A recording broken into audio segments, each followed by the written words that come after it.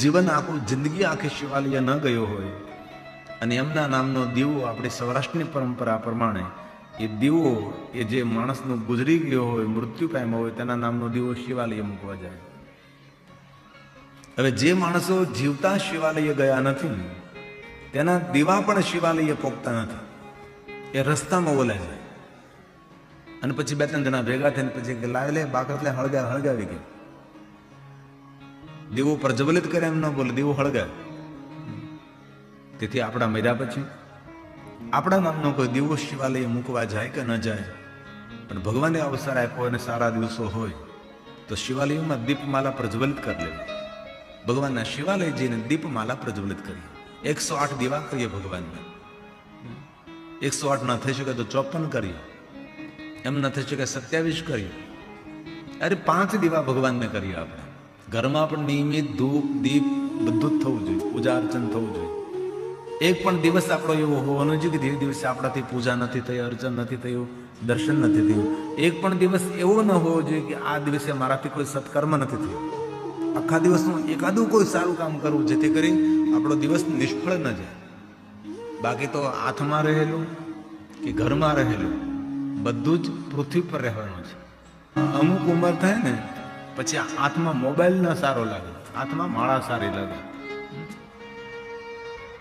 Mobile હાથમાં લઈને ઉપર નીચે કર્યા કરીએ, એમાં આપણે ઉપર જ જવાનું છે, ક્યાં એમ નીચે.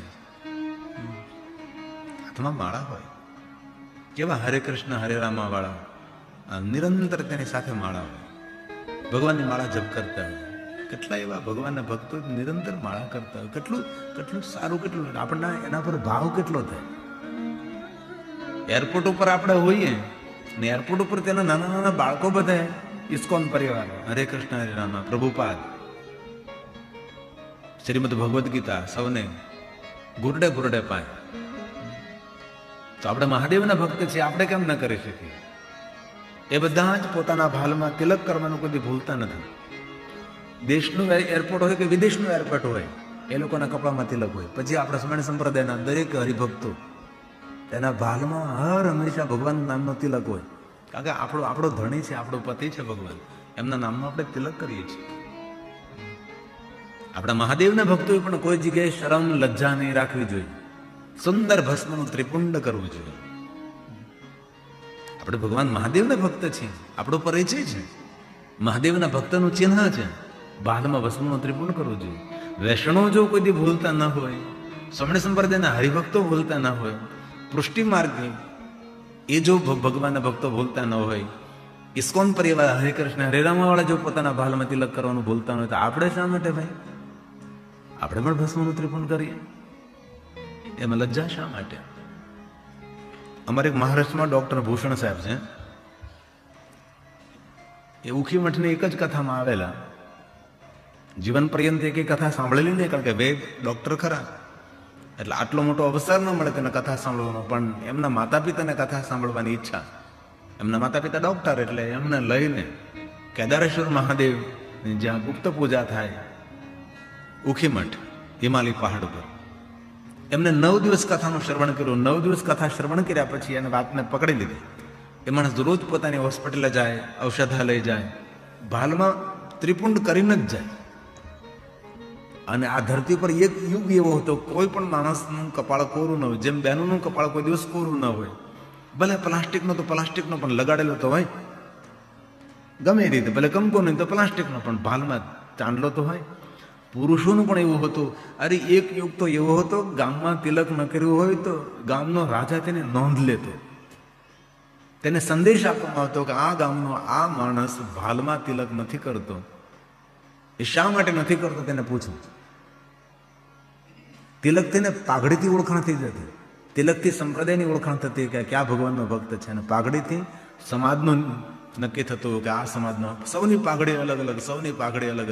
પાઘડીથી ઓળખાઈ જતા હતા કે આ દસનામ છે, આ ભરવાડ છે, આ રબારી છે, આ પટેલભાઈ છે, આ ક્ષત્રિય છે. કેવી એક સુંદર આપણી ઓળખાણ હતી. ભલે પાઘડી તો ઠીક, વાંધો નહીં હવે, પણ કમસે કમ તિલક તો કરીએ આપણે. નાનકડી વાત છે પણ જીવનમાં મોટું પરિણામ આપશે. બાકી તો કોઈ નહીં તેરા, કોઈ નહીં હૈ તેરા. આપણો વહેમ છે, અમારો છે, આ પારકો છે. અંતે સુધીમાં કોઈ જગ્યાએ એવું નથી મળ્યું કે જુવાન દીકરો જતો હોય ને બાપા હારે જતા રહે. બાપા થોડા દિવસ રોવે, રુદન કરે, કકળાટ કરે, આંખના આંસુ ન સુકાય, ખૂબ દીકરાને યાદ કરે, પણ અંતે તો એ પિતા પણ ભૂલી જાય છે. અને શરીરમાં જ્યાં સુધી પ્રાણ છે ત્યાં સુધી આ બધા સંબંધો છે. શરીરમાંથી પ્રાણ જતા રહે પછી કોઈ સંબંધ નથી. તેને શબ કહેવામાં આવે, બોડી કહેવામાં આવે, અનેક પ્રકારે. તેથી આ શરીરમાં દિવ્યતા જ્યોતિ સ્વરૂપે પ્રાણ બિરાજે ત્યાં સુધીમાં કંઈક કરીએ આપણે. હજી સમય છે, હજી સમજી જઈએ આપણે. અને ન સમજાવે તેને સમજાવવાનો પ્રયાસ પણ કરીએ.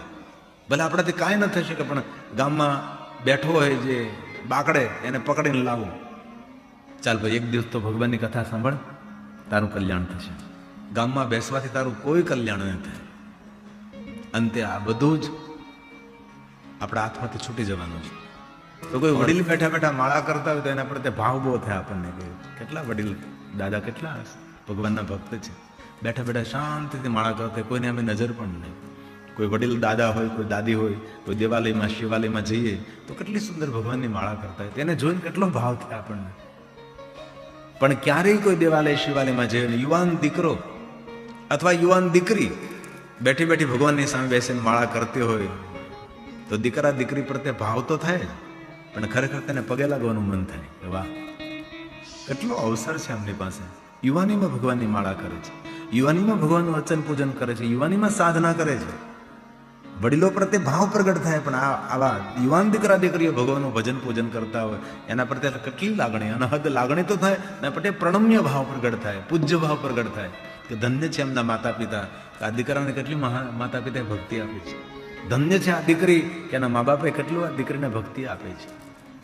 બાકી સત્યમ સત્યમ. તેથી જીવન એટલું સુંદર જીવીને જઈએ કે લોકો આપણને યાદ કરે. આજે ભલે થોડું રહે આપણી વચ્ચે કૈલાસવાસી અરવિંદભાઈ, પણ આજે ગામના લોકો તેના નામને વાગોળે છે, તેમને યાદ કરે છે. અને બંને દીકરાઓ ભેગા મળીને એટલી સુંદર ભગવાનની કથાનું આયોજન કર્યું તો યાદ તાજી કરાવે છે ને. રોજ માટે આપણે અરવિંદભાઈને યાદ કરીએ. અરવિંદભાઈનો આત્મા જ્યાં છે ત્યાં રાજી તો થતો જ છે, પણ એક માણસ સારા કર્મો કરીને જાય છે ત્યારે લોકો તેને કેટલી યાદ કરે છે. આ ભૂપતગીરી બાપુ આ ગામમાં ઘણા મહાત્માઓ થયા, પણ ભૂપતગીરી બાપુને વધારે આપણે યાદ કરી. કારણ કયું? કારણ એક જ કે આ મહાપુરુષે તપ કર્યું છે, આ મહાપુરુષે સાધના કરી છે, ઉપાસના કરી છે. તેથી આપણે એવું કાંઈ કરી જીવનમાં, ભલે ગામ યાદ ન કરે તો કોઈ વાંધો નહીં, મોહલ્લો યાદ ન કરે જવા દો, પણ કમસે કમ આપણા પરિવારના સભ્યો બધાએ યાદ કરીએ કે મારા બાપા જેવા કોઈના બાપા ન થાય, મારા દાદા હતા, કેવા ભગવાનના ભક્ત હતા, કેવા સત્કર્મી હતા. એકાદું એવું સારું કામ કરીને જઈએ કે ગામના લોકો આપણને વાગોળે. આપણે જો મર્યા પછી જીવતું રહેવું હોય, અરવિંદભાઈ આ જગતને છોડીને શરીરથી જતા રહે પણ નામથી તો જીવે છે, નામથી તો જીવિત છે, અત્યારે હયાત છે. અમારે ઘણા સમય પહેલા કોઈ ગામની અંદર હું ગયો હતો, ત્યાં એક દાદાએ પોતાના ઘરના ડેલાથી લઈને શમશાનના ડેલા સુધી લીમડા ઉભાવ્યા, બંને બાજુ પતરાના ડબ્બાની કાવડ બનાવી. નિવૃત્તિનો સમય, ગડપણ તો ખરું જ, પણ ઘરના ડેલાથી લઈને લીમડાઓ વાવ્યા.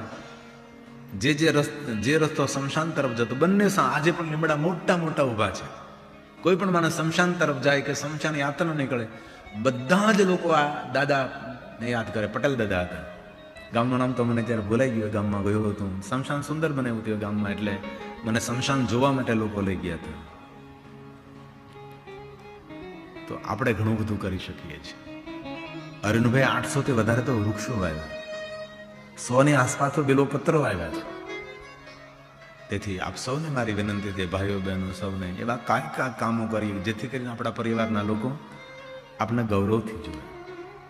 કથાનું આયોજન અરુણભાઈની 5મી પૂર્ણતિથિ નિમિત્તે ભાઈશ્રી હેમાંગભાઈ અને ભાઈશ્રી અજયભાઈ દ્વારા માતુશ્રી કૈલાસભાઈની ઉપસ્થિતિમાં આ કથા છે. અને બંને અમારી બહેન પાયલ અને બહેન રુચિતા બહુ આદરથી કથાનું શ્રવણ કરે છે. વાતની એક વાત, ખૂબ ભજન કરવું, બાકી બધું ભારરૂપ છે, અને ભજન પાપનો ભાર ઉતારનાર છે. તો ગઈકાલે આપણે ભગવાન શિવ અને સતીના વિવાહનું થોડું દર્શન કરી, અને કાલે બપોર પછી શિવ પાર્વતી વિવાહનો ઉત્સવ ઉજવો. અજયભાઈ અને રુચિતાબેન શિવ અને પાર્વતીનું સુંદર સ્વરૂપ લઈને એક ઝાંખી ઊભી કરી. અમારા વૈષ્ણવ પરંપરા અંદર ઝાંખીનો બહુ મહિમા હોય છે. ઝાંખી એટલા માટે ઊભી કરે છે કે આ દુનિયા છોડીને જ્યારે જતા હોય, આંખ બંધ કરતા એને આવી એકાદી પ્રભુના નામને ઝાંખી જો યાદ રહી જાય તો પણ આ જીવાત્માનું કલ્યાણ અને મંગલ થાય. એટલા માટે ઝાંખીની પરંપરા છે. શંકર પાર્વતીના વિવાહની ઝાંખી હોય, રાસલીલાની ઝાંખી હોય, કૃષ્ણ અને રૂકમણીના વિવાહની ઝાંખી હોય, રામ જન્મ ઉત્સવ હોય, નંદ ઉત્સવ હોય, અને પછી ગોવર્ધન લીલા હોય, કે કૃષ્ણ રૂકમણીના વિવાહ હોય, કે રામ અને સીતાના વિવાહ ઉત્સવ હોય. આ ઝાંખી બધી જ આપણું કલ્યાણ કરનારી છે. તે આપણા સનાતન પરંપરા અંદર ઝાંખીનો ખૂબ મહિમા છે. તો આઈએ કથા કા પ્રારંભ કરેं. શિવ અને પાર્વતીના સુંદર વિવાહ થયા છે. દેવતાઓ વિવાહની ખૂબ પ્રશંસા કરે છે. મુહુર ખૂબ રાજીપો વ્યક્ત કર્યો છે કે કેટલા સુંદર વિવાહ થયા. પ્રજેશનગરમાં દક્ષ મહારાજની ખૂબ પ્રશંસા થઈ છે. ખૂબ આનંદ અને ઉત્સાહ થયો છે. શિવ અને સતીના વિવાહ થયા. ભગવાન કૈલાસ પધારે છે. દેવતાઓ પરિક્રમા કરીને જયજયકાર કરીને પ્રશંસા કરતા કરતા પોતપોતાના લોકમાં જવા લાગે છે. કારણ કે મહેમાન બહુ સમય સુધી રોકાય પછી મહેમાન ન રહે, એટલે મહેમાને પ્રસંગ પૂરો થાય એટલે તરત જતું રહેવું જોઈએ. એમાં મહેમાનનું માન રહે. હવે તો સારું છે, લોકો ફ્રી નથી, નવરા નથી, એટલે માણસો બહુ નથી રહેતા. પહેલા તો ઘરમાં લગ્નના વરાના ગાંઠિયા ને બુંદી જ્યાં સુધી ઘરમાં હોય ત્યાં સુધી મહેમાન જવાનું નામ ન લે. અરે ઘરમાં બુંદી ગાંઠિયાની વાસ આવે ત્યાં સુધી મહેમાન રહેતા. હવે તો બહુ સારું થયું કે માણસો બધા જ સમયના અભાવના કારણે સમયસર બધા જ વિદાય લઈ લે છે. કોઈના પ્રસંગોમાં આવી સમયસર પહોંચવું અને સમયસર વિદાય લેવી, એમાં આપણી બુદ્ધિમત્તા છે. દેવતાઓ બધા જ ભગવાન શિવ અને સતીને પ્રણામ કરી પોતપોતાના લોકમાં જવા લાગ્યા છે. અને ત્યારબાદ ભગવાન શિવ અને સતીએ સુંદર વિચરણ કર્યું, સુંદર વિહાર કર્યો છે. જંગલ જંગલ, વન વન, સરિતાના તટ. સતી બહુ જ પ્રશ્નો કર્યા છે. કોઈ જંગલમાં જતા હોય તો પૂછે ભગવાનના જંગલનું નામ શું નામ છે?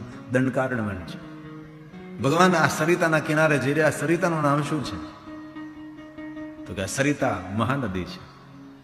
કોઈ પહાડની નજીક તો પૂછે કે પહાડનું નામ શું? તો કે મહાપહાડ છે. આ બ્રહ્મગીરી છે, આ દેવગીરી છે, આ વિષ્ણુગીરી પહાડ છે.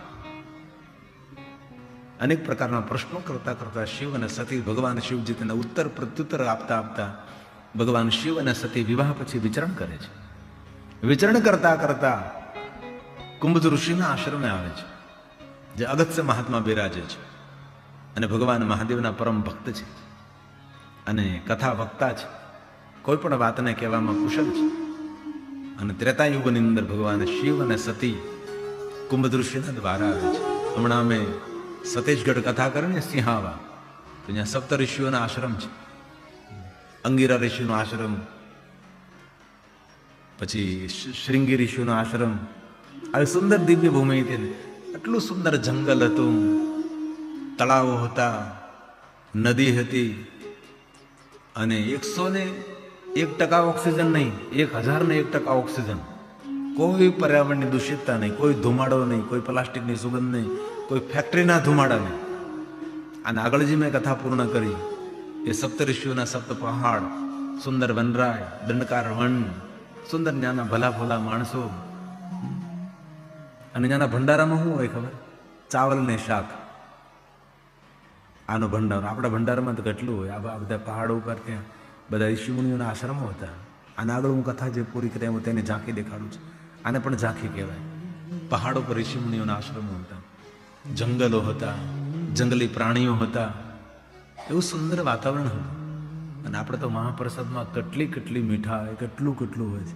એ લોકોનો મહાપ્રસાદ મેં જોયેલો, શાક અને ચાવલ, બસ